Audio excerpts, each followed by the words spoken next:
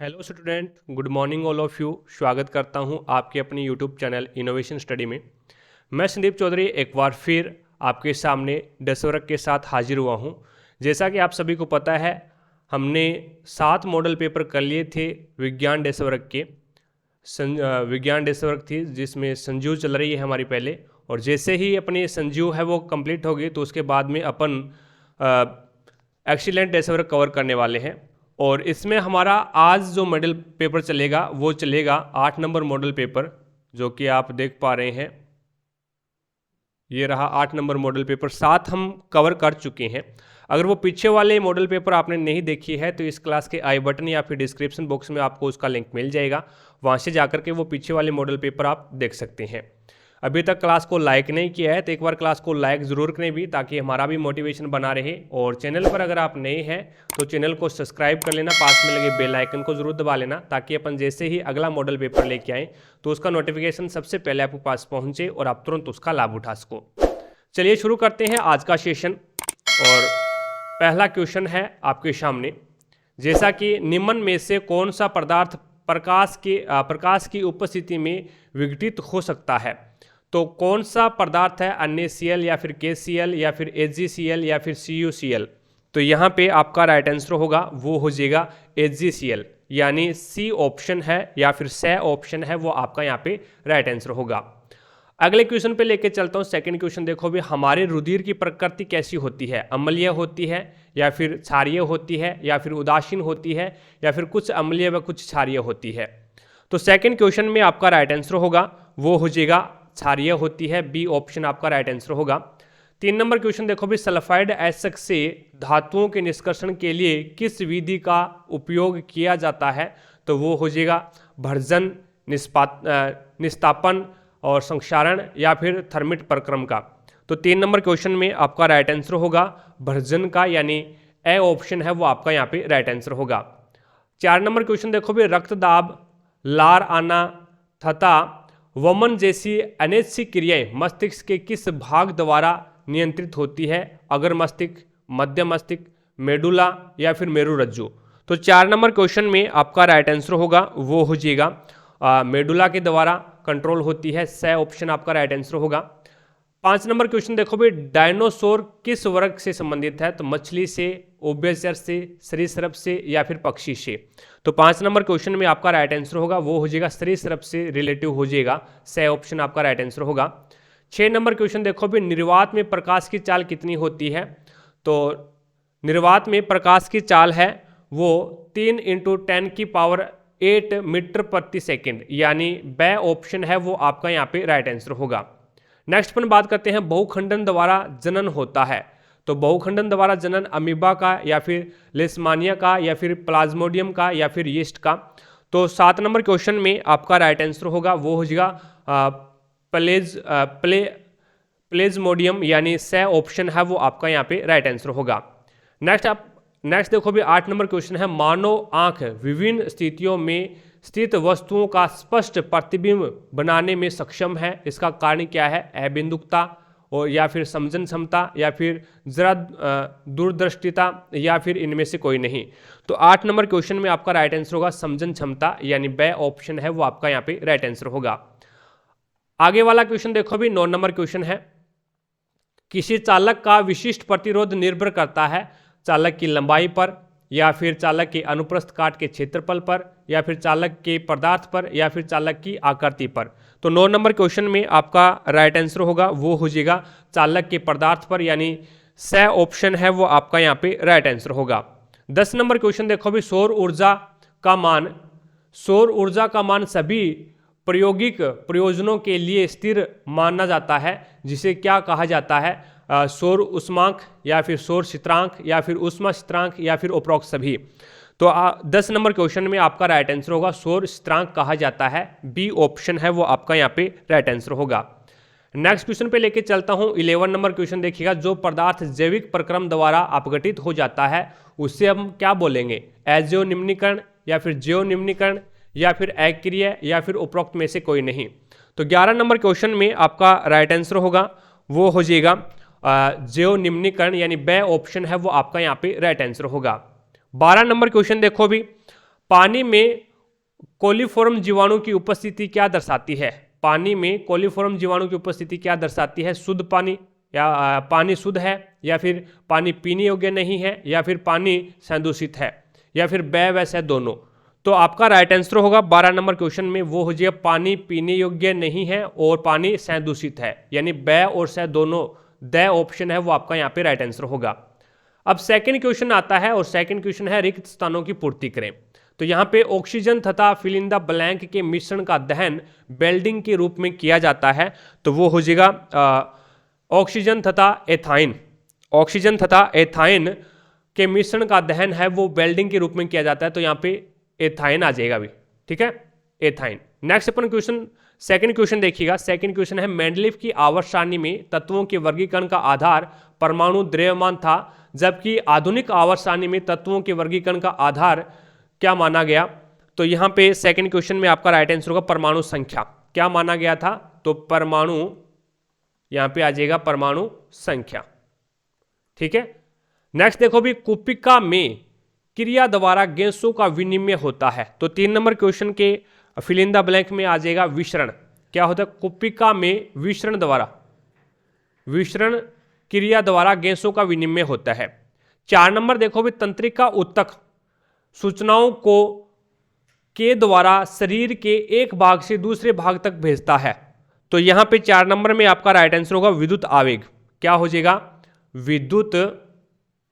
विद्युत आवेग हो जाएगा, आवेग। यानी तंत्रिका ऊतक है वो सूचनाओं को विद्युत आवेग के द्वारा शरीर के एक भाग से दूसरे भाग तक भेजता है। आगे चलते हैं। नेक्स्ट 5 नंबर क्वेश्चन देखो भी, दूसरे का 5 नंबर है, किसी चालक में गतिशील फिल इन द ब्लैंक की धारा विद्युत धारा की रचना करती है, तो 5 नंबर में हो जाएगा इलेक्ट्रॉन। 5 नंबर में क्या आ जाएगा? इलेक्ट्रॉन आ जाएगा भाई, इलेक्ट्रॉन। किसी चालक में गतिशील इलेक्ट्रॉन की धारा विद्युत धारा की संरचना करती है, ठीक है। नेक्स्ट देखो भी 6 नंबर क्वेश्चन है, विद्युत परिपथों की लघुपतन तथा अति भारण के कारण होने वाली हानि से सुरक्षा की सबसे महत्वपूर्ण युक्ति कौन सी है? तो 6 नंबर क्वेश्चन में आपका राइट आंसर होगा फ्यूज। क्या हो जाएगा? फ्यूज हो जाएगा। फ्यूज है वो सुरक्षा की महत्वपूर्ण युक्ति हो जाएगा। एक आपकी जानकारी के लिए मैं बता दूं भी, आपकी लाइव क्लास रहती है, ठीक है, लाइव क्लास रहती है, मैथ की डेस्क वर्क करवाई जा रही है शाम को 7:15, शाम को 7:15 पे मैथ की डेस्क वर्क डेली होती है, लाइव क्लास रहती है, जिसमें आपको संजीव की सबसे पहले संजीव की डेस्क वर्क करवाई जा रही है, और जैसे ही संजीव की कंप्लीट होगी तो उसके बाद में आपकी एक्सीलेंट की शुरू कर दी जाएगी। संजीव का 8वां मॉडल पेपर आपका चल रहा है, ठीक है, तो वो क्लासें भी आप देख लीजिएगा, प्लेलिस्ट में उसका लिंक आपको मिल जाएगा। और याद रखना शाम को 7:15 पे डेली क्लास रहती है, तो चैनल को सब्सक्राइब कर लें भी, जैसे ही लाइव क्लास लगेगी तो उसका नोटिफिकेशन सबसे पहले आपके पास पहुंच जाएगा। It's okay. अगला क्वेश्चन देखो भी, अति लघु उत्तरात्मक प्रश्न आते हैं 1-1 नंबर के। उष्मीय वियोजन किसे कहते हैं? उष्मीय वियोजन है वो किसे कहते हैं? तो यहां पे आपका राइट आंसर होगा उष्मा के द्वारा की गई वियोजन अभिक्रिया को उष्मीय वियोजन कहते हैं। तो यहां पे लिख देना उष्मा द्वारा की गई वियोजन अभिक्रिया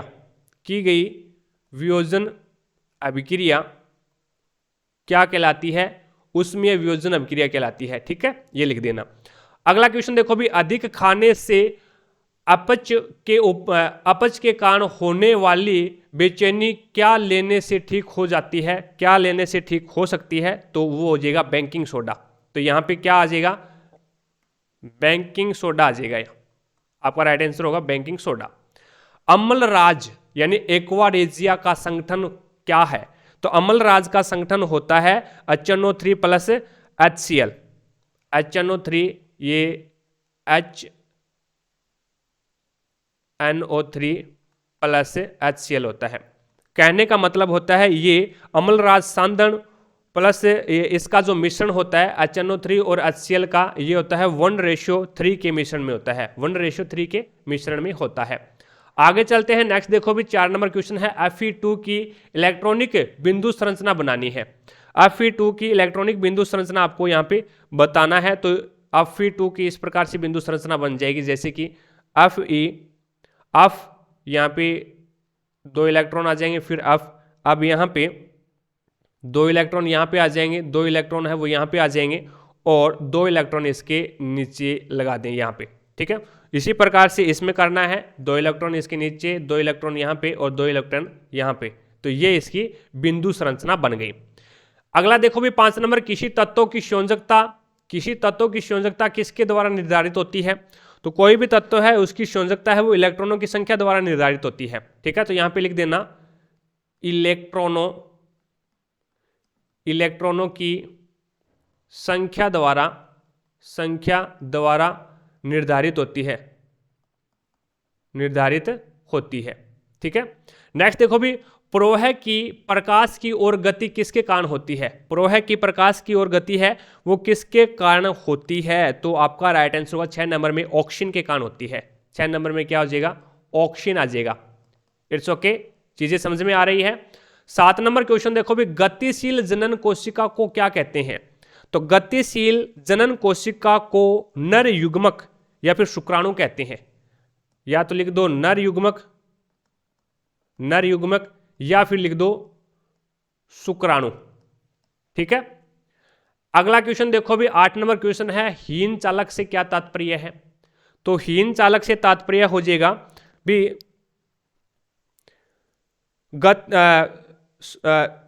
सर्वसम साइज का वह अवयव जो उच्च प्रतिरोध लगाता है, वो क्या कहलाता है? हीन चालक कहलाता है। तो यहां पे लिख देना सर्वसम साइज का वह अवयव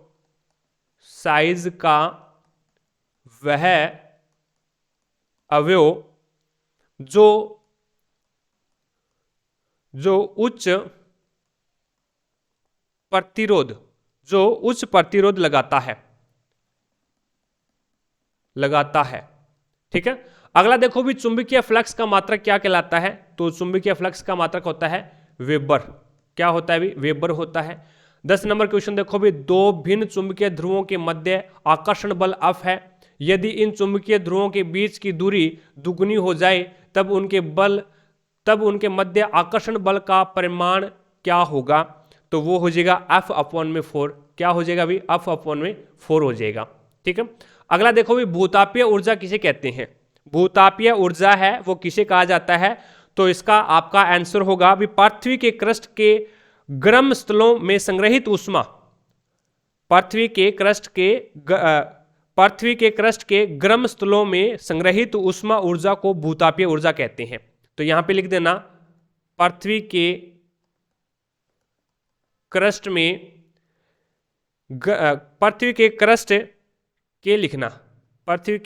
के गर्म स्थलों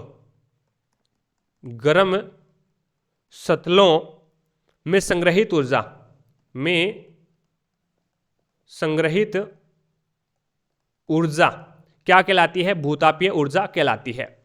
आगे चलते हैं, नेक्स्ट देखिएगा, अधिकतम ऊर्जा किस पोषण स्तर पर संचित होती है? अधिकतम ऊर्जा है वो किस पोषण स्तर पर संचित होती है? तो आपका राइट आंसर होगा वो हो जाएगा यहाँ पे उत्पादक स्तर पर। क्या हो जाएगा 12 नंबर में? उत्पादक स्तर पे हो जाएगा, उत्पादक स्तर पर। 4 नंबर क्वेश्चन देखो भी, अधातुओं के 2 गुण लिखने हैं।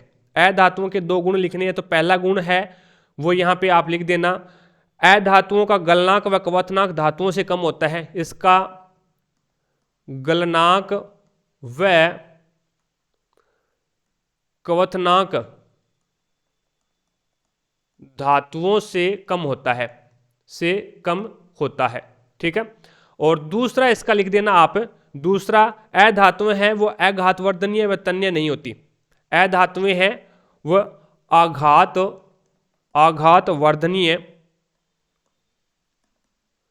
अघातवर्धनीय व तन्य नहीं होती। ये 2 गुण हो गए। 5 नंबर क्वेश्चन देखो भी, NH3 तथा H2O में परमाणुओं का उत्कृष्ट गैस विनिमय उत्कृष्ट गैस विन्यास किस प्रकार प्राप्त होता है और इसे इलेक्ट्रॉन बिंदु संरचना द्वारा दर्शाना है आपको। तो यहाँ पे 5 नंबर में इस प्रकार से आपको दर्शा देना, जैसे कि अपन यहाँ पे बताते हैं। यहाँ पे NH3 है, NH3 यानी अमोनिया होता है अभी, ठीक है। अब इसका यहाँ पे N 2 इलेक्ट्रॉन यहाँ पे आ गए और 1 इलेक्ट्रॉन यहाँ पे, 1 इलेक्ट्रॉन यहाँ पे और 1 इलेक्ट्रॉन यहाँ पे, ठीक है। उसके बाद प्लस 3H 1 इलेक्ट्रॉन यहाँ पे लगा देना और ये बन जाएगा आगे H 2 इलेक्ट्रॉन यहाँ पे आएंगे। उसके बाद में N नाइट्रोजन और 2 इलेक्ट्रॉन यहाँ पे, जैसा मैं बना रहा हूँ ना वैसा आप वहाँ पे दर्शा देना भी, ठीक है। उसके बाद में यहाँ पे हाइड्रोजन लगा देना, हाइड्रोजन और 1 इलेक्ट्रॉन। उसके बाद में यहाँ पे हो जाएगा नाइट्रोजन 2 इलेक्ट्रॉन। उसके बाद में यहाँ पे हाइड्रोजन आएगा और यहाँ पे हाइड्रोजन आएगा, ठीक है। तो ये हो जाएगा इसका अमोनिया का। और इसी प्रकार से आपको जल का लगाना है। इसी प्रकार से H2O यानी जल होता है तो जल का बनाना है। तो ये हो गया ऑक्सीजन। ऑक्सीजन को आपको यहाँ पे 2 इलेक्ट्रॉन, 1 इलेक्ट्रॉन यहाँ पे और 2 इलेक्ट्रॉन यहाँ पे। उसके बाद में यहाँ पे प्लस 2H हाइड्रोजन। उसके बाद में इसका बनेगा हाइड्रोजन और 1 इलेक्ट्रॉन यहाँ पे, 1 इलेक्ट्रॉन यहाँ पे और 1 इलेक्ट्रॉन यहाँ पे और 1 इलेक्ट्रॉन यहाँ पे लगा देना, ठीक है। 1 इलेक्ट्रॉन यहाँ पे और आएगा, H हो जाएगा। उसके बाद में ये क्या बनेगा, तो उसके बाद में ये H यानी हाइड्रोजन, ऑक्सीजन और हाइड्रोजन, ठीक है। इस प्रकार से ये बन जाएगा। इस प्रकार से बनना है अभी, इट्स ओके। आगे चलते हैं, नेक्स्ट देखिएगा।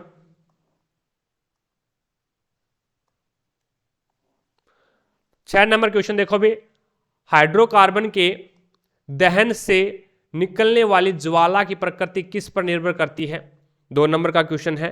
तो हाइड्रोकार्बन यानी दहन की क्रिया को हाइड्रोकार्बन यदि तृप्त हाइड्रोकार्बन, 6 नंबर क्वेश्चन है, हाइड्रोकार्बन के दहन से निकलने वाली ज्वाला की प्रकृति किस पर निर्भर करती है।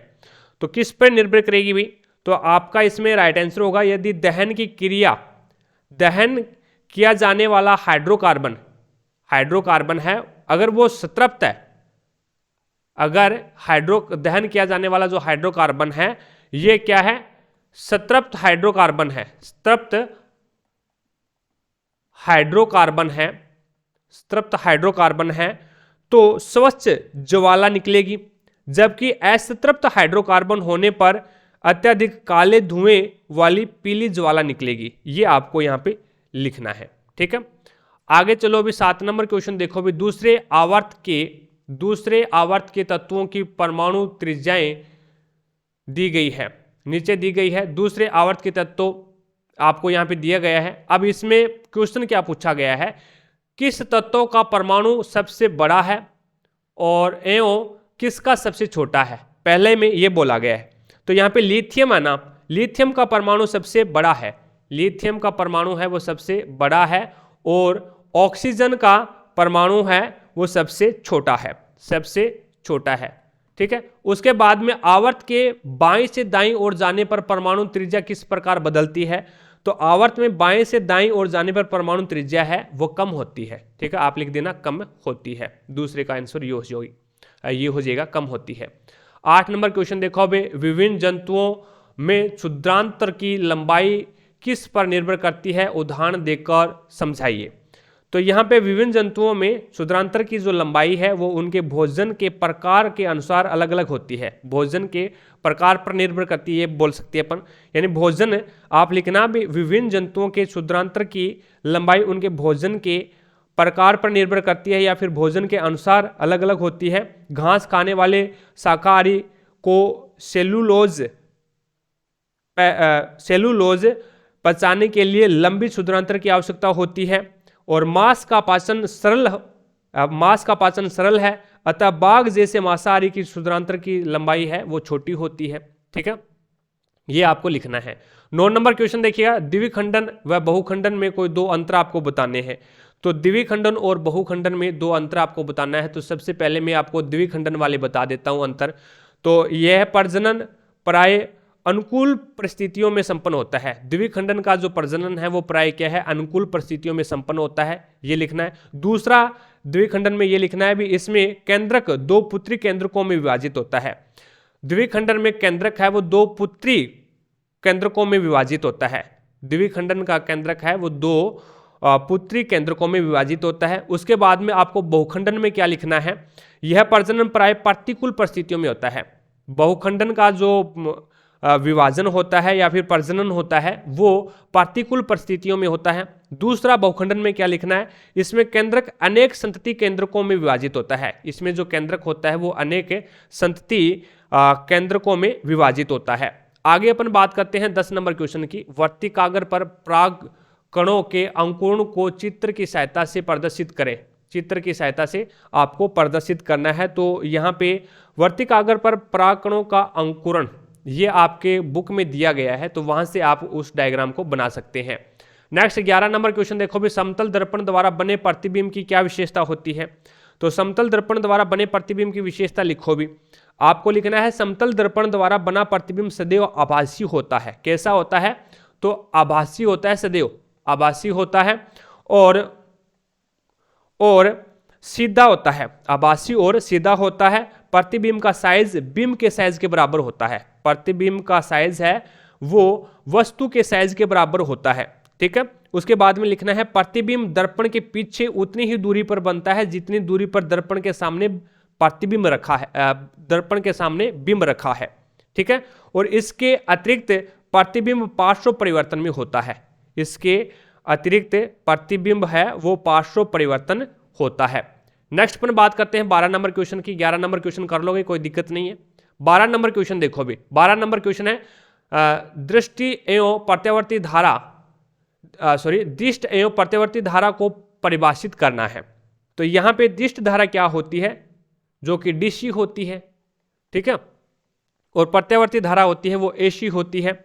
अपन यहां पे लिखेंगे वह विद्युत धारा जिसमें समय के साथ दिशा में परिवर्तन नहीं होता। दृष्ट धारा कैसी होती है, वह विद्युत धारा जिसमें समय के साथ दिशा में परिवर्तन नहीं होता दृष्ट धारा कहलाती है। और इसे प्रतीकानुसार डीसी के द्वारा लिखा जाता है, ठीक है। अब आपको प्रत्यावर्ती धारा लिखनी है। प्रत्यावर्ती धारा वह विद्युत धारा जो समान समय अंतरालों के पश्चात अपनी दिशा में परिवर्तन कर लेती है उसे प्रत्यावर्ती धारा कहते हैं, और प्रतीक के रूप में इसे एसी लिखते हैं। It's okay. 13 नंबर क्वेश्चन देखो भी, विद्युत मोटर के विभव वलय की क्या भूमिका होती है। विद्युत मोटर के विभक्त वलय की स्लिपिट रिंग की क्या भूमिका होती है, आपको ये बताना है। तो इसमें आपको लिखना है भी विद्युत मोटर में विभक्त वलय दिक परिवर्तक का कार्य करती है, ठीक है, और यह परिपथ में विद्युत धारा के प्रवाह को उत्क्रमित कर देती है। इसके कारण कुंडली तथा धारा का निरंतर घूर्णन होता रहता है। It's okay.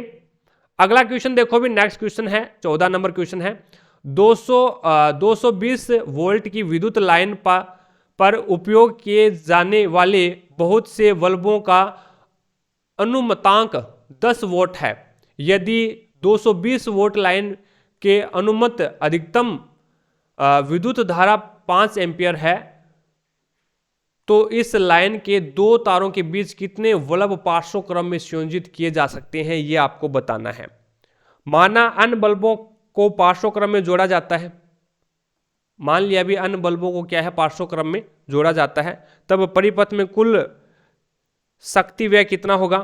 तो आपको पता है P बराबर क्या होता है, N इंटू एक बल्ब की शक्ति होता है, N इंटू एक बल्ब की शक्ति, ठीक है। नेक्स्ट पर बात करते हैं, यहां पे N का वैल्यू पता नहीं है लेकिन एक बल्ब की शक्ति आपको पता है कितनी है, 10 वाट है, ठीक है। तो P बराबर क्या हो गया, P बराबर हो गया 10 NW हो गया, 10 NW हो गया। अब दिया हुआ क्या है अपने पास में, V का मान अपने को दिया गया है कितना है, 220 है, और यहाँ पे 220 वोल्ट है, और यहाँ पे I का मान आपको दिया गया है कितना है, 5 एम्पियर है, ठीक है। उसके बाद में क्या होता है, P बराबर क्या होता है, P बराबर होता है VI, P बराबर VI से अपन इसको सोल्व कर लेंगे। तो यहाँ पे P की वैल्यू आपको पास पता है, P की वैल्यू है 10 NW जो कि हमें अभी ऊपर निकाल के आए हैं, और 10 NW बराबर क्या होगा, आपके पास में V की वैल्यू है 220 इंटू I की वैल्यू है आपके पास में 5 एम्पियर। ठीक है, तो इससे आप सोल्व करोगे तो ये यहाँ पे सोल्व हो जाएगा। N की वैल्यू आपके पास में आ जाएगी 220 इंटू 5 अपॉन में 10, तो ये निकल के आ जाएगी यहाँ पे 110। N की वैल्यू आपके पास में क्या आ गई, 110 आ गई। तो 110 वल्फों को हम क्या है, पार्श्व क्रम में जोड़ सकते हैं। ठीक है, इस प्रकार से इसको सोल्व करना है। 15 नंबर क्वेश्चन देखो भी, एक 4 ओम प्रतिरोध में 10 एम्पियर धारा 2 सेकंड प्रवाहित करने पर उत्पन्न ऊष्मा की मात्रा ज्ञात कीजिए। तो यहां पे आपको R का मान दिया गया है, R का मान क्या है, 4 ओम है। ठीक है, 4 ओम है। देन उसके बाद में I का मान आपको दिया गया है, कितना है, 10 एम्पियर है।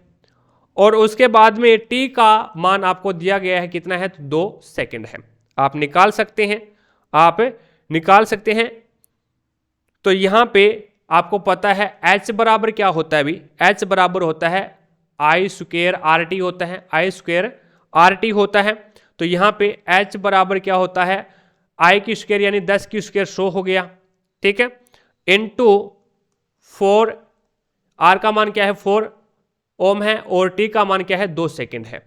तो यहाँ पे ये हो जाएगा 400 2 800, तो ये हो जाएगा 800 जूल हो जाएगा। ठीक है, यहाँ पे जूल लगा देना, 800 जूल। इट्स ओके, चीजें समझ में आई। चलिए अभी नेक्स्ट 16 नंबर क्वेश्चन देखो। अभी बायोगैस यंत्र का चित्र बनाना है, आपकी बुक में दिया हुआ है, उसका चित्र बना देना यहाँ पे। ठीक है, और कुछ नहीं करना। नेक्स्ट देखो भी 17 नंबर क्वेश्चन है, हल्के हरे रंग के फेरस सल्फेट के क्रिस्टलों को गर्म करने पर क्या होगा भी ये आपको बताना है। तो फेरस सल्फेट के क्रिस्टलों से जल निकलने पर वे क्या है, श्वेत हो जाएंगे। हल्के हरे रंग के फेरस सल्फेट के क्रिस्टलों को गर्म करने पर क्या होगा, तो वो क्या है, जल निकलने पर क्या हो जाएंगे, श्वेत हो जाएंगे वो। ठीक है, और इसकी एक आप यहाँ पे अभिक्रिया लिख देना, FeSO4.7H2O। ठीक है, और इसको अगर हम गर्म करेंगे, यहाँ पे गर्म आ जाएगा, गर्म कर रही हैं तो ये FeSO4+7H2O के रूप में ये क्या है, बन गया, और ये यहाँ पे क्या है, गैस के रूप में है। ठीक है, देन उसके बाद में अगला देखो भी, एक भूरे रंग का चमकदार तत्व X को वायु की उपस्थिति में गर्म करने पर वह काले रंग का हो जाता है। तो इस तत्व X एवं उस काले रंग के यौगिक का नाम बताओ भी। तो यहाँ पे अगर हम X कॉपर है, तत्व X क्या है, कॉपर है, तथा काले रंग का यौगिक है वो क्या है, कॉपर ऑक्साइड है।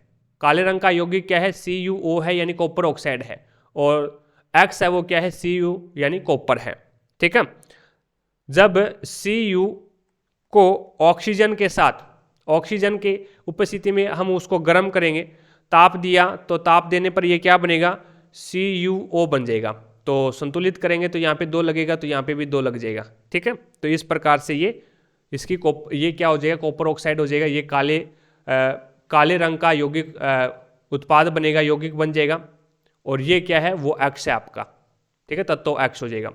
आगे चलते हैं नेक्स्ट 18 नंबर क्वेश्चन देखो भी, पौधों में गुरुत्वानुवर्तन, जलानुवर्तन और रसायनानुवर्तन का एक उदाहरण लिखिए। तो यहाँ पे गुरुत्वानुवर्तन का एक उदाहरण हो जाएगा, वो हो जाएगा पादप जड़ का नीचे की ओर वृद्धि करना। ये हो जाएगा गुरुत्वानुवर्तन का। तो क्या लिखोगे, पादप जड़ का नीचे की ओर वृद्धि करना। ठीक है, आगे अपन बात करते हैं जलानुवर्तन का। एक उदाहरण हो जाएगा पादप जड़ों का जल की ओर गति करना। ये जलानुवर्तन का हो जाएगा, पादप जड़ का जल की ओर गति करना, ये जलानुवर्तन का उदाहरण हो जाएगा। और रसायनानुवर्तन का उदाहरण क्या हो जाएगा, वे पराग नलिका का बीजांड की ओर वृद्धि करना, पराग नलिका का बीजांड की ओर वृद्धि करना, ये रसायनानुवर्तन का उदाहरण हो जाएगा। चीजें समझ में आई। आगे देखो भी 19 नंबर क्वेश्चन है, जीवाश्म की परिभाषा लिखिए तथा इसकी समय निर्धारण प्रक्रिया को स्पष्ट कीजिए। तो यहाँ पे पादप की जीवाश्म की आपको परिभाषा लिखनी है। तो जीवाश्म की परिभाषा होती है प्राचीनकालीन जीवों के वे अवशेष जो भूपटल की चट्टानों में परिरक्षित मिलते हैं, जीवाश्म कहलाते हैं। प्राचीनकालीन जीवों के वे अवशेष जो भूपटल की चट्टानों में परिरक्षित मिलते हैं, जीवाश्म कहलाते हैं। ठीक है।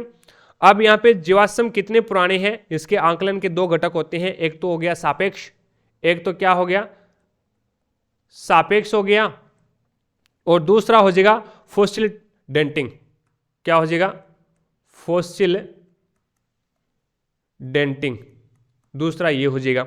अब सापेक्ष क्या होता है, यदि हम किसी स्थान की खुदाई करते हैं और एक गहराई तक खोदने के बाद हमें जीवाश्म मिलने प्रारंभ हो जाते हैं, तब ऐसी स्थिति में यह सोचना तर्कसंगत है कि पृथ्वी की सतह के निकट वाले जीवाश्म गहरे स्तर पर पाए गए जीवाश्मों की अपेक्षा अधिक नए हैं। और यहाँ पे फॉसिल डेंटिंग क्या होता है, तो फॉसिल डेंटिंग में जीवाश्म में पाए जाने वाले किसी एक तत्व के विभिन्न समस्थानिकों का अनुपात के आधार पर जीवाश्म के समय का अपन निर्धारण कर सकते हैं। ठीक है। आगे देखिएगा, नेक्स्ट अपन 20 नंबर क्वेश्चन करते हैं। 20 नंबर क्वेश्चन है, इंट्राओक्यूलर लेंस के बारे में आप क्या जानते हैं। इंट्राओक्यूलर लेंस के बारे में आप क्या जानते हैं। तो यहाँ पे कभी कभी आपको क्या लिखना है, कभी कभी अधिक आयु के कुछ व्यक्तियों में नेत्रों का क्रिस्टलीय लेंस दूधिया या फिर धुंधला हो जाता है। ठीक है। इस स्थिति को मोतियाबिंद कहते हैं, और मोतियाबिंद लक्षण को दूर करने के लिए मरीज की आंखों में इंट्रा ओक्यूलर लेंस या फिर कृत्रिम लेंस लगाया जाता है। ठीक है, पहले का आंसर हो गया। दूसरा बी का देखो, प्रिज्म के लिए प्रिज्म कोण तथा विचलन कोण को परिभाषित कीजिए। तो प्रिज्म कोण कांच के, इसमें लिखना है आपको, कांच के त्रिभुजाकार आधार तथा तीन आयताकार पार्श्वक्रम या फिर पार्श्वपृष्ठ से घिरा क्षेत्र प्रिज्म कहलाता है। कांच में त्रिभुजाकार आधार या फिर तीन आयताकार पार्श्व पृष्ठ से घिरा क्षेत्र प्रिज्म कहलाता है, और आयताकार पृष्ठ एक दूसरे पर झुके होते हैं। इस प्रकार के प्रिज्म को दो पार्श्व फलकों के बीच के कोण को प्रिज्म कोण कहते हैं। विचलन कोण क्या होता है, इसमें विचलन कोण और है आगे, तो विचलन कोण हो जाएगा प्रिज्म की विशेष आकृति के कारण निर्गत किरण आपतित किरण की दिशा से एक कोण बनाती है, और इस कोण को अपन क्या बोलेंगे, विचलन कोण बोलेंगे। It's okay. आगे चलते हैं, 21 नंबर क्वेश्चन देखो। अभी 21 नंबर क्वेश्चन है कि आपके पास दो विलयन ए और बी है। विलयन ए के पीएच का मान 6 है, वह विलयन बी के पीएच का मान है वो 8 है। ठीक है।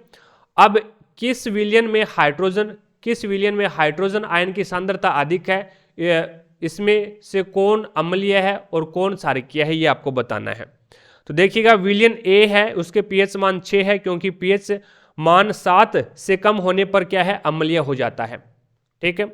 उसके बाद में पीएच मान बी का 8 है, तो अगर बी का मान है वो क्या है, क्षारीय है, क्योंकि 7 से कम तो अम्लीय होता है और 7 से ज़्यादा है वो क्या होता है, क्षारीय होता है। तो पीएच विलयन बी के पीएच का मान अम्लीय है, क्षारीय है, और ए का मान क्या है, अम्लीय है। It's okay. नेक्स्ट अपन बात करते हैं यहाँ पे, विलयन ए के हाइड्रोजन आयन की सांद्रता अधिक है। विलयन ए में हाइड्रोजन आयन की सांद्रता है वो ज़्यादा है, क्योंकि हाइड्रोजन आयन सांद्रता बढ़ने से पीएच मान में क्या होती है, कमी आती है। It's okay. आगे चलते हैं, नेक्स्ट देखो भी, बी इसमें क्या है, एच पॉजिटिव आयन की सांद्रता का विलयन की प्रकृति पर क्या प्रभाव पड़ता है, एच पॉजिटिव आयन की सांद्रता का विलयन की प्रकृति पर क्या प्रभाव पड़ता है, तो इसमें हो जाएगा एच पॉजिटिव आयन की सांद्रता बढ़ने पर विलयन अधिक अम्लीय होता है तथा एच पॉजिटिव आयन की सांद्रता घटने पर विलयन है वो कम अम्लीय होता है, यानी क्षारकीय गुण आ जाते हैं उसमें। अगला क्वेश्चन देखो भी, सी नंबर है, क्या क्षारकीय विलयन में एच पॉजिटिव आयन होते हैं, अगर हाँ तो क्षारकीय क्यों होते हैं। देखिएगा विलयन क्षारकीय विलयन में एच पॉजिटिव आयन होते हैं और क्षारकीय विलयन में एच पॉजिटिव आयन होते हैं, लेकिन क्षारकीय विलयन में एच पॉजिटिव आयन स्वतंत्र अवस्था में नहीं होते। क्षारकीय विलयन में एच पॉजिटिव की तुलना में OH नेगेटिव आयन अधिक मात्रा में होते हैं और विलयन है वो इसीलिए क्षारकीय होता है। ठीक है, अब इसमें आपको सुमेलित करना है, जिप्सम का सूत्र बताना है आपको। जिप्सम का सूत्र क्या होता है, तो CaSO4 2S2O होता है। ठीक है, विरंजक चूर्ण का सूत्र क्या होता है, तो CaOCl2 होता है। नेक्स्ट पर बात करते हैं, यहाँ पे विरंजक चूर्ण का हो जाएगा CaOCl2 और बेकिंग सोडा का सूत्र होता है NaHCO3 और प्लास्टर ऑफ पेरिस का सूत्र होता है CaSO4 2H2O। ठीक है, उसके बाद में बी क्या है इसमें, CO2 जो कि कार्बन का ऑक्साइड है, क्षारक CaOH की ट्वाइस से क्रिया करके लवण व जल बनाता है। इससे क्या सिद्ध होता है, रासायनिक अभिक्रिया भी लिखिए। तो C यानी कार्बन डाइऑक्साइड है वो CaOH की ट्वाइस क्षारक से क्रिया करके लवण व जल बनाता है। इससे यह सिद्ध होता है कि अम्लीय प्रकृति का है। यह क्या है, अम्लीय प्रकृति का है। यह क्षारक व अम्ल के बीच होने वाली अभिक्रिया के समान है। अतः अधातुओं के ऑक्साइड अम्लीय प्रकृति के होते हैं। ये आपको लिखना है इसमें। और आपको समीकरण क्या लिखनी है, तो CO2 समीकरण आपको ये लिखनी है, CO2 जो कि क्या है, गैस है, प्लस आपको अभिक्रिया करवानी है CaOH की ट्वाइस के साथ। तो आप क्या बनाओगे यहाँ पे, तो CaCO3 बन जाएगा, CaCO3 बन जाएगा, प्लस में आपके पास क्या बनेगा, H2O बन जाएगा। ठीक है, आगे चलते हैं 22 नंबर क्वेश्चन। देखो भी 22 नंबर क्वेश्चन है, परिसंचरण तंत्र किसे कहते हैं, बंद व खुले परिसंचरण तंत्र में अंतर कीजिए। परिसंचरण तंत्र किसे कहते हैं, तो मनुष्य में ऑक्सीजन व कार्बन डाइऑक्साइड पोषक पदार्थों, उत्सर्जीय पदार्थों व स्रावी पदार्थों को शरीर के एक भाग से दूसरे भाग तक पहुंचाने तथा लगने वाले तंत्र को रुधिर परिसंचरण तंत्र कहते हैं। ठीक है, अब यहाँ पे खुले परिसंचरण और बंद परिसंचरण तंत्र में आपको अंतर बताना है। तो पहले आप है वो बंद परिसंचरण तंत्र का अंतर देख लीजिएगा, मैं बता रहा हूँ वो लिख लेना भी। ऐसा रुधिर परिसंचरण तंत्र जिसमें रुधिर बंद नलिकाओं में होता है वो क्या कहलाता है, बंद परिसंचरण तंत्र कहलाता है।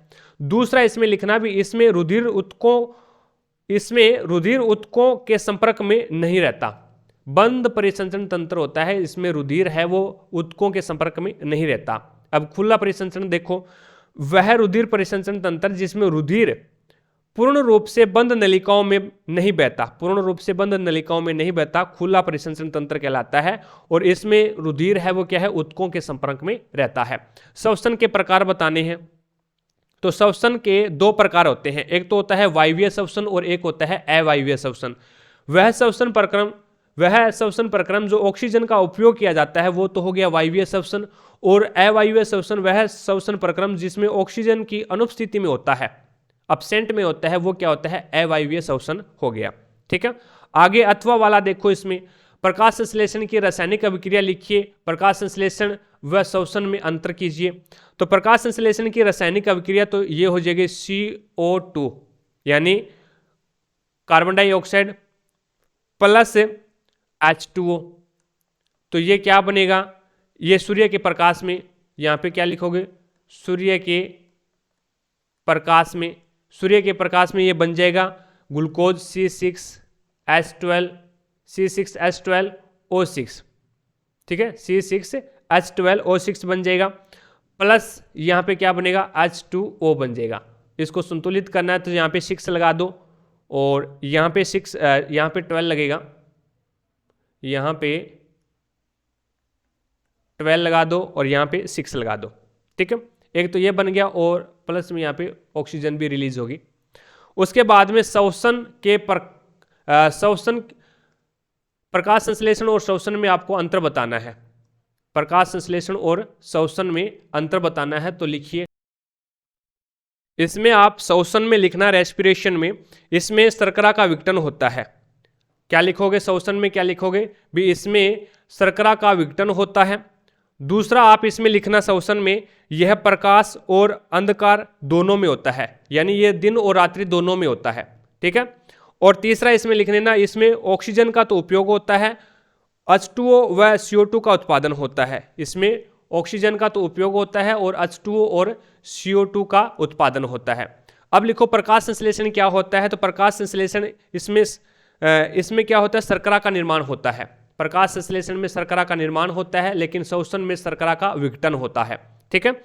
दूसरा ये लिखना भी, प्रकाश संश्लेषण केवल क्या है, दिन में होता है। प्रकाश संश्लेषण केवल दिन में होता है, लेकिन शोषण है वो रात्रि और दिन दोनों में होता है, ठीक है। अब यहाँ पे प्रकाश संश्लेषण में तीसरा लिखना, इसमें CO2 और H2O का तो उपयोग होता है। इसमें क्या होता है, CO2 यानी कार्बन डाइऑक्साइड और H2O यानी जल का तो यूज होता है और ऑक्सीजन रिलीज होती है। और इसमें इसका विपरीत होता है, इसमें ऑक्सीजन का तो उपयोग होता है और CO2 यानी कार्बन डाइऑक्साइड और H2O का निर्माण होता है, ठीक है। अगला लिखो भी, बी नंबर क्वेश्चन देखो भी, शोषण की क्रियाविधि कितने चरणों में पूर्ण होती है। शोषण की क्रियाविधि है वो कितने चरणों में पूर्ण होती है। तो 2 चरणों में पूर्ण होती है शोषण की क्रियाविधि। 2 चरण कौन कौन से हैं, तो वो एक तो हो जाएगा अंतः शोषण, एक तो क्या हो जाएगा, अंतः शोषण हो जाएगा, और दूसरा इसका हो जाएगा उच्च शोषण। दूसरा क्या हो जाएगा, उच्च शोषण हो जाएगा। It's okay. 23 नंबर क्वेश्चन देखो भी, 23 नंबर क्वेश्चन क्या है, प्रकाश के परावर्तन के नियम चित्र की सहायता से लिखिए। प्रकाश के परावर्तन के नियम चित्र की सहायता से आपको लिखना है, ठीक है। इसके नियम मैं आपको बता देता हूं। पहला नियम है, आपतित किरण, परावर्तित किरण तथा दर्पण के आपतन बिंदु पर अभिलंब एक ही तल में होते हैं। इट्स ओके, एक ही तल में होते हैं। पहला नियम तो ये हो गया। दूसरा नियम हो गया भी, आपतन कोण I, आपतन कोण I और परावर्तन कोण R के बराबर होता है। आपतन कोण I और परावर्तन कोण R बराबर होते हैं। तीसरा नियम ये हो गया भी, आपतित किरण की आवर्ती एवं चाल अपरिवर्तित रहती है। आपतित किरण की आवर्ती और चाल है वो अपरिवर्तित रहती है। इस प्रकार से इसका डायग्राम बनाना है। जैसे कि ये तो तल हो गया, ये आपतित किरण हो गई, और यहाँ से ये परावर्तित किरण हो गई, और ये अभिलंब हो गया, ठीक है। ये कोण I है और ये कोण क्या है, R है। ये कोण I है और ये कोण R है, और ये अभिलंब हो गया। N से डिनोट कर देना। It's okay. उसके बाद में अगला देखो, वे आवर्धन के मान में ऋणात्मक चिन्ह से क्या ज्ञात होता है। आवर्धन के मान में ऋणात्मक चिन्ह से क्या ज्ञात होता है। तो आप बताना भी, आवर्धन के मान में ऋणात्मक चिन्ह से ज्ञात, आवर्धन के मान में ऋणात्मक चिन्ह से ज्ञात होता है प्रतिबिंब वास्तविक है। क्या है, प्रतिबिंब, यहाँ पे लिखना, प्रतिबिंब क्या है, वास्तविक है। It's okay. अगला अथवा वाला देखो भी, अवतल दर्पण द्वारा बनने वाले प्रतिबिंब का किरण चित्र बनाओ जबकि बिंब की स्थिति F पर F तथा P के मध्य है। F तथा P के मध्य है। तो ये आपको बुक में मिल जाएगा भी किरण आरेख। It's okay. और इसके बाद में दर्पण तथा लेंस की फोकस दूरी में अंतर बताना है। तो एक एक अंतर इसमें लिख देना। दर्पण की फोकस दूरी के बारे में लिखना। आप पहले दर्पण की फोकस दूरी के बारे में लिखना कि गोलीय दर्पण के ध्रुव तथा मुख्य फोकस के बीच की दूरी क्या होती है। तो दर्पण फोकस दूरी होती है। दर्पण की फोकस दूरी होती है भी गोलीय दर्पण के ध्रुव और फोकस, मुख्य फोकस के बीच की दूरी दर्पण की फोकस दूरी होती है। और लेंस की फोकस दूरी क्या होती है। तो लेंस के प्रकाशिक केंद्र से फोकस, मुख्य फोकस की दूरी, लेंस के प्रकाशिक केंद्र से मुख्य फोकस की दूरी लेंस की फोकस दूरी कहलाती है। ये लिख दोगे, कोई दिक्कत नहीं है। तो इसी प्रकार से अपना 8 नंबर जो मॉडल पेपर था वो फिनिश हो जाता है और आगे आता है आपका 9 नंबर मॉडल पेपर, ठीक है। और ये अपन नेक्स्ट क्लास में करने वाले हैं। आई होप जितने अपने क्वेश्चन किए हैं वो सारे के सारे आपको समझ में आ गए होंगे, कोई दिक्कत नहीं है। अब कोई डाउट है आपको तो मुझे कमेंट सेक्शन में कमेंट जरूर करें, आपकी डाउट को क्लियर किया जाएगा भी। क्लास पसंद आई है तो दिल से लाइक करना ताकि हमारा भी मोटिवेशन बना रहे।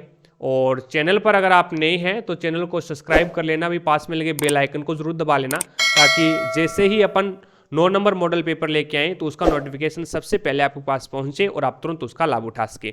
जैसे ही अपनी संजीव डेस्क वर्क कंप्लीट होगी तो उसके बाद में एक्सीलेंट डेस्क वर्क अपन कवर करेंगे। तो चलिए आज की क्लास में इतना ही, मिलेंगे अपन नेक्स्ट क्लास में, तब तक के लिए जय हिंद जय भारत।